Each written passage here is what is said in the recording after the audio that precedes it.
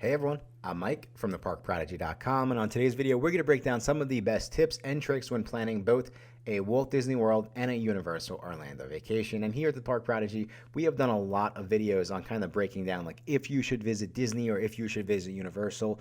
But we know for a lot of families coming to Orlando, you're most likely planning a trip to both, right? So we wanted to just break down some of our favorite tips and tricks and some of the little, nuances that we've picked up from helping families plan amazing vacations that are different between the two, because they are two very, very different experiences, and you do need a different kind of game plan when planning, even if you're visiting both of them within the same trip. So as always, I'm very excited, so let's go get started.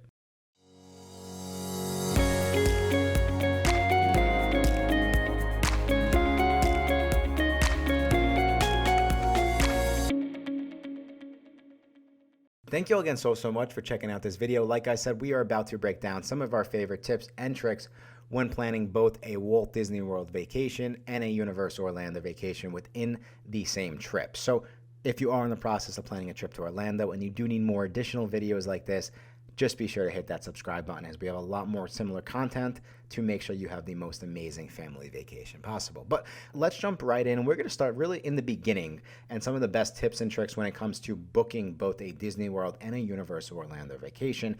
And of course, there are a couple different ways to do this. There's guests who might look to stay off-site, and you could stay off-site at an Airbnb. You could stay with friends and families, or you can go and you can book an off-site hotel that's non-official Disney, non-official Universal Orlando. On the flip side, though, you might look at this and might say, okay, I want to do an official Disney or Universal Orlando resort. And there's two different ways you could do that. You could decide that you want to stay on Disney World property your entire trip. Same thing, you can stay on Universal property your entire trip. Or you could do what they call a split stay, which is some nights over at Disney, some nights over at Universal Orlando Resort. And we would say that's typically the most popular option that we personally see for a lot of folks, just because you'll see there's different benefits that come with staying at each. It is important to understand that you do have to book these separately. There are no quote-unquote combo tickets when it comes to Disney and Universal Orlando. They are two completely different companies, and from a booking standpoint, you will have to book them separately. Also, the same thing from a ticketing standpoint. It's very important. You do need to make sure that you kind of understand the Disney and the Universal Orlando theme parks. I used to sell tickets at Magic Kingdom Park, and I can't tell you how many families would come up to the Magic Kingdom ticket booth and be looking for Harry Potter. It's kind of funny to joke around about it, but it's really not, because in that moment that family drove to a park that's not the right park for them. And it's the same thing when it comes to tickets. Be familiar with the way that the Disney World tickets work, the way that the Universal Orlando tickets work, because it is very important when it comes to making sure that you don't buy a ticket that you don't need, or you don't get a 4-day ticket for Disney World when you're looking to do 3 days in Disney World and 1 day at Universal Orlando. And so some of the other tips and tricks would be, here's some of the terminology, some of the lingo when it comes to buying park tickets that you'll want to be familiar with. And so there's a couple different options when it comes to Disney World and Universal Orlando. Disney World park hopper tickets allow you to visit more than one park per day. It's called a park hopper ticket. When it goes over to Universal Orlando, it's a park to park ticket. So that will give you access to multiple parks within the same day. When it comes to those water parks, right? Universal Orlando has Volcano Bay, which is extremely popular. That is going to be called a 3-park ticket. So that's Volcano Bay, Islands of Adventure, and Universal Studios Florida. When we go over to Disney World, it's a water park or a park hopper plus ticket. So that is essentially going to be all 4 of the Disney World theme parks. So Magic Kingdom, Hollywood Studios, Animal Kingdom, and Epcot. Plus, at this point in time, there's only one Disney water park open. However, that would also give you access to both Disney water parks if they are open at that point in time, which is Blizzard Beach and Typhoon Lagoon. And jumping into some of the other tips and tricks when planning a Disney and Universal Orlando vacation, when it comes to official vacation packages, both of these companies do have some really, really flexible deposit options. So Walt Disney World, you can book a Disney World vacation package that's 30 or more days away with as little as $200 down. Now over to Universal Orlando Resort, guests can book a Universal Orlando vacation package, which is 45 or more days away with as little as $50 per person down. And then depending on, of course, how far away your trip is, you could pay, your vacation packages off over time. The important thing to understand is, let's say you're not doing a split stay. Let's say you're saying an offsite hotel, you're going with Disney World tickets and Universal Orlando tickets. In that scenario, you're most likely going to have to put a deposit down for your hotel, and then you're going to have to pay your Disney World and your Universal Orlando tickets up front. Not a huge deal. You could still save money, by booking it individually, especially if you purchase from a travel agency like the Park Prodigy, where our tickets are discounted. So it's not a huge deal, but from a budgeting standpoint, right, you could see that that's important, because you'll have to have the budget to purchase everything individually. The other cool thing too is that Disney World is no longer requiring reservations for quote unquote date-based tickets. So there's not an urgency as like there used to be to really book those Disney World tickets in advance. So if you need a couple weeks, or if you prefer to purchase your Disney World tickets closer to your vacation now, I don't really see a downside in doing that, where before, because we had the park reservations and, the theme park reservations could fill up, kind of was sort of a hindrance. But for Universal Orlando, it's the same thing. There's no reservation system. I would say for Universal Orlando, though, typically they do have some really, really amazing deals. So it's important to understand that certain times of the year, you can, like right now at the recording of this video, it's buy 2 days, get 2 days free. So depending on the time of year you're purchasing, you might get a better deal. Like you have to just keep that in mind, that the pricing can change. But from a budgeting standpoint, it is kind of important to understand that. Now, when you jump over and you say, okay, I'm going to do an official Disney World vacation package and Universal Orlando tickets, you can book a Disney World vacation package for $200 down, and then go and just put up the money for the Universal Orlando tickets. Same thing on the flip side, Universal Orlando package, put a deposit down, then buy the Disney World ticket. So again, just from a budgeting standpoint, it is really important. I don't really see a lot of people talking about that, but Disney World and Universal vacations are a significant financial investment, right? And I think for me, it's always just one of the most important things, because you'll see, especially at Universal Orlando, you can pull off a family vacation and it could be a lot more affordable than what some people online might make it seem. It's still a lot, but you don't need to spend that $10,000 to have a really, really fun family vacation. You could do it on a budget. And I think when it comes to budgeting, like, it's important to understand like the upfront costs and how you could pay over time. Just my opinion. I guess also from a budgeting standpoint, another tip and trick is, typically we always will see Universal Orlando to be a little bit more affordable than Walt Disney World. Now, this is especially true for tickets, but you'll see with the hotels, typically it's still that case. And again, this is important if you're trying to figure out, do we stay on site at Universal? Do we stay on site at Disney? If you break down your cost per night, typically we will see it might be more budget friendly to stay at an official Universal Orlando hotel, and then depending on how many days you're going back and forth, kind of figure it out from there. What we did too to kind of help you at home, another tip and trick, is just to give you an idea of how much the hotel pricing might change. Is a Disney Value Resort from February 13th to the 16th, 4-night stay, it's coming in at $147 per night plus tax. Over to Universal Orlando, a Value Resort, the Endless Summer Resort, 4-night stay during the same time period, coming in at $139 per night. So not a huge savings, but it's important to understand that the $139 per night plus tax for Universal, that's their regular pricing. For Disney World, in order for me to grab that $147 per night, I had to get, there was a 35% off promotion that they're running right now. So that 35% off is significant. So that kind of, it did bring it apples to apples. From a ticketing standpoint, a 4-day Disney World base ticket, it came in at $636, including tax, and then a 4-day Universal Orlando base ticket came in at $350, including tax. Huge difference there. But a lot of families will also say, when I'm like, hey, Universal Orlando, you can plan an entire vacation at Universal Orlando, and it could be really, really, kind of budget friendly. A lot of folks will say, well, it's not the same experience, and I don't disagree with you there. I love Universal Orlando. I'm also a huge Disney fan. I feel like sometimes on our YouTube channel, it kind of feels like I'm, kind of ganging up on Disney, and because of how complicated it can be to plan a Disney World vacation. But from a fan standpoint, I still love going to the Disney World parks, and I do think that, there's a huge price difference, but they are two different experiences, right? Doesn't mean you can't have a great time at both, because obviously the point of this video is visiting both, but it's just important to understand that. Also, for Universal Orlando, I gave the $350 price, but realistically right now Universal is running a buy 2 days, get 2 days free. So again, it would realistically be cheaper than that, which is crazy. Okay, so then getting into some of the other tips and tricks, and a lot of folks might be wondering, like, what is the ideal time period when trying to buy or when trying to book both a Disney and Universal Orlando vacation? And I would say realistically, give yourself at least 6 days. Now, in a perfect world, this does not include the water parks, but what this would allow you to do is it would allow you to visit one park each day. I also don't believe that that would realistically be enough time to get onto absolutely everything, specifically over at Disney. So if your kids are a little bit younger and you're not sure about Universal Orlando, what might be a good suggestion is doing then 5 days at Disney, 1 day park to park ticket over in Universal Orlando. And what that will allow you to do is that 5th day at Disney, you can double down on Magic Kingdom, which I really think is a 2-day park.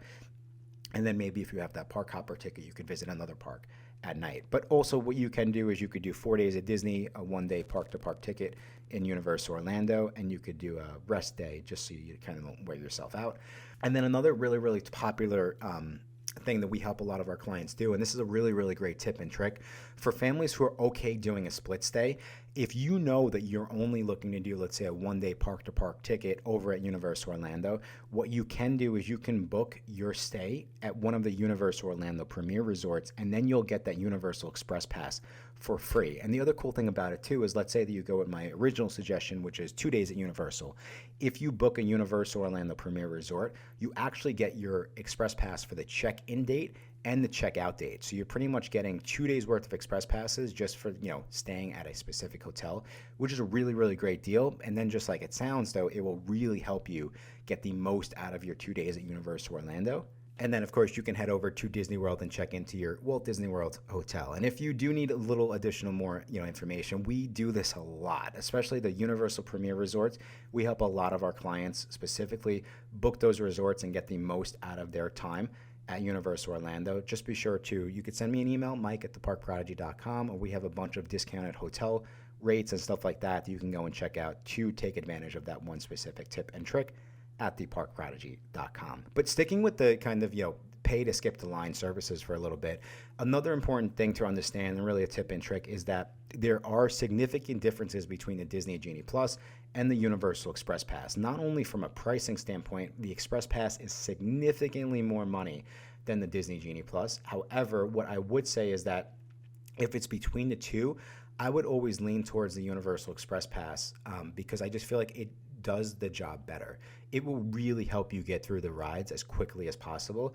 Where the Disney Genie Plus, and if you're doing research, you probably have already seen this, there's so much that goes into it, and you really have to game the system. And even by gaming the system, you're not going to be able to skip every single ride.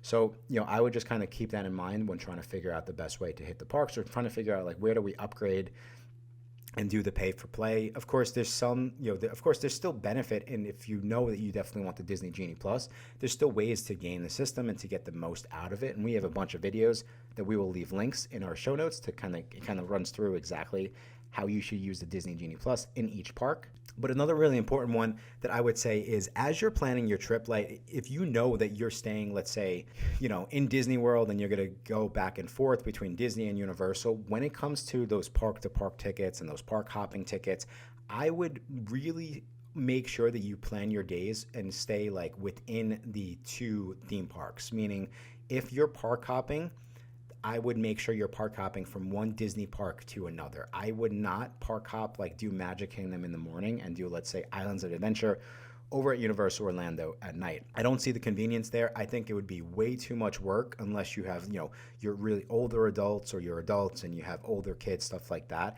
I don't see the benefit of doing this at all. I would very honestly always park hop, between the Disney parks, or vice versa, park hop between the Universal Orlando parks. And then taking it one step further, when it comes to park hopping and going park to park, Universal Orlando is just way more convenient than Disney. So if you're trying to figure out, do we do one base, where it's base tickets, where we just visit one park per day and kind of more laid back, and one do we do the park hopper / park to park, I would always lean towards doing park to park at Universal Orlando, just because the parks are literally within walking distance to each other, the two main parks anyway, and I just think it's that much more convenient, and you'll get so much more out of your time within the parks. Okay, so another really popular one that we do see a lot is that keep in mind that Universal Orlando parks can close a little bit earlier than Disney parks during certain times of year. Now, this is especially true when it comes to, let's say, Magic Kingdom Park, which of course notoriously has been known to stay open a little bit later, 10 o'clock at night, 11 o'clock at night, midnight in a lot of situations, during a lot of the year. So keep that in mind. It's just a different type of, it's a different type of day within the theme parks. Another thing that tip and trick that I personally love to do is when me and my friends and me and my family, we go down to Orlando and we're staying, let's say, at Disney, and we're going over to Universal Orlando. I know that it's not going to be an all-day thing. Like the parks might close at 7 o'clock. So what we'll do is we'll get to Universal Orlando really, really early, and we'll get as much done as possible. But then we'll plan a night. We'll plan dinner at one of the Disney World hotels that night because we're not missing out on park hours. Park closes a little bit earlier, so we'll head back to our hotel. Everyone gets changed, and then we'll plan, the quote-unquote nice dinner, during the vacation that night back at the Disney World hotels. It's also really important to keep in mind that depending on the time of year you're visiting, looking past the park hours, that if you're visiting in September and October, both Disney World and Universal Orlando have Halloween events. Now, this is really important to understand just because, well, of course, if you want to go and take advantage of the events, by all means, go and do that. They're both really, really cool, and we've spoken about this a lot. But it's also important to understand that from a park hour standpoint, both parks, Magic Kingdom Park will be closing at 6 o'clock, when Mickey's Not So Scary Halloween parties are going on. And then, of course, Halloween Horror Nights will close at 5 o'clock when Halloween Horror Nights events are going on. So it's important to understand that as well. Okay, so let's say that you decide that you are going to stay, one or the other. How far is Disney from Universal Orlando? And it is 8.7 miles apart. So it typically takes me about 25 to 35 minutes to drive from Walt Disney World to Universal Orlando or vice versa, just getting from one park to the other. Now, of course, I would say that you have to be mindful of what time you're doing this. Like if you're going from Disney World to Universal Orlando, be mindful of, especially in the morning, you're on vacation, so like you're in vacation mode. Your brain's on, okay, yeah, we'll head over. It takes 30 minutes, and it should get there right on time if we leave 30 minutes before. But if you're traveling, Monday through Friday, to get to a theme park at 8 o'clock in the morning, there's other families who are bringing their kids to school, and there's morning traffic and stuff like that. So keep that in mind as you're traveling between the two parks. If you're just driving to, if you're staying in a Disney World property and you're driving to a Magic Kingdom Park, of course there's not going to be school traffic and school buses, stuff like that. You'll be fine.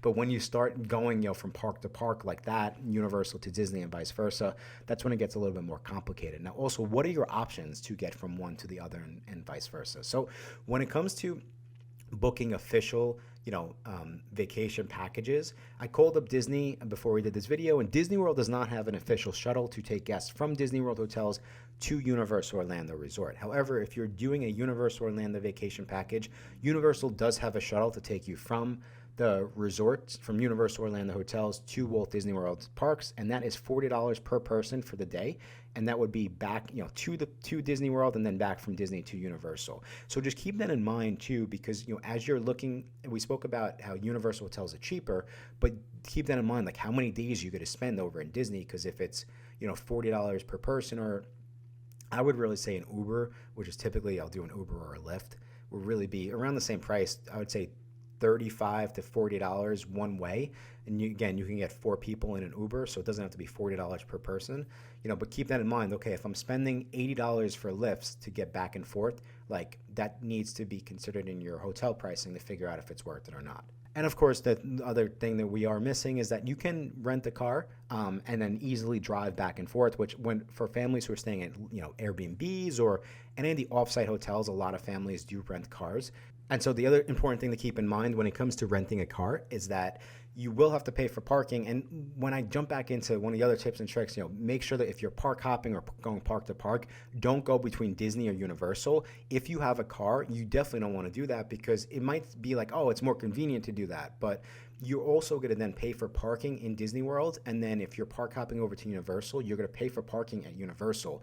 If you park hop within Disney World parks, like if you pay for parking at Magic Kingdom Park, you can then go and park at Epcot, and you're not going to pay for parking at Epcot. So it's more budget friendly to do it that way as well. And then, of course, another really, really important tip and trick and thing to keep in mind when planning both a Disney World and a Universal Orlando vacation is just be familiar with how different the rides really are. Now, when I went and I looked at majority of the main rides over in Disney World compared to Universal Orlando, the height requirements for Disney World were just lower. So that means Disney World, just like it sounds, is more family friendly. It's friendlier for families visiting with younger kids. Universal Orlando really is more geared towards those thrill rides, and it is very, very obvious when you start to look at the most popular rides. And I would also say, though, if it all depends on the type of mood that you're in. Like I said, I love going to Disney and Universal Orlando, but I could also go to Walt Disney World and just go to Epcot and walk around and drink and eat all day, and I won't go on any rides, right? So, Disney does do a lot of things really, really well, especially when it comes to nighttime shows and parades and fireworks. A very popular question that we get is, I'm going for 4th of July. I got asked this question 3 times this week. It's January while I'm recording this video. I'm going into Orlando in July, 4th of July weekend. Like, which park am I going to for fireworks? And it's hands down always Magic Kingdom Park. Disney does fireworks so well. Their fireworks shows are amazing. And I honestly, if I'm in a Disney park and there's a fireworks show going on, I'm going to wait to see it. When it comes to parades, same thing. Disney does a really, really great job with parades. So like entertainment like that, they just really do an over-the-top job.